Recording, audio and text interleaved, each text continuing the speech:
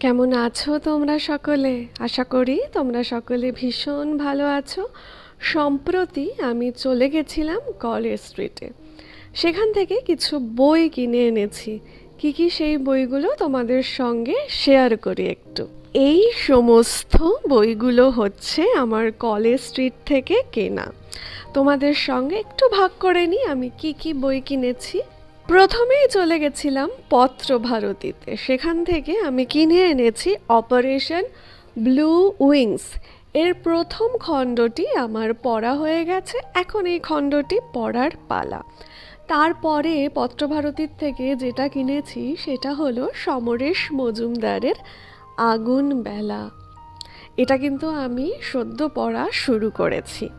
তারপরে দেখো বুক ফার্মে চলে গেছিলাম, সেখান থেকে কিনেছি অভিক দত্তের নিশুতি। এটা আমার পড়া হয়ে গেছে। এটি রিভিউটা খুব শিগগিরই আমি শেয়ার করে দেব তোমাদের সঙ্গে।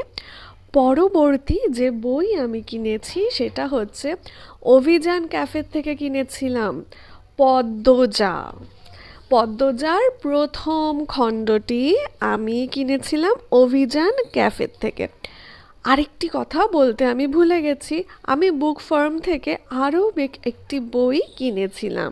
সেটা হচ্ছে খুনটা হবে 19 এপ্রিল, চিত্রদীপ চক্রবর্তী। এটিও আমার পড়া হয়ে গেছে।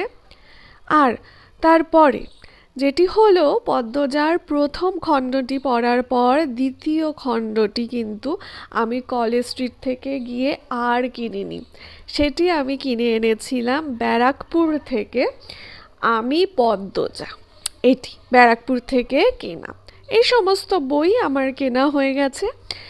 এবার তার মধ্যে কিছু বই তো আমার পড়া হয়েও গেছে। সেগুলো কি কি সেগুলো আস্তে আস্তে তোমাদের সঙ্গে শেয়ার করব।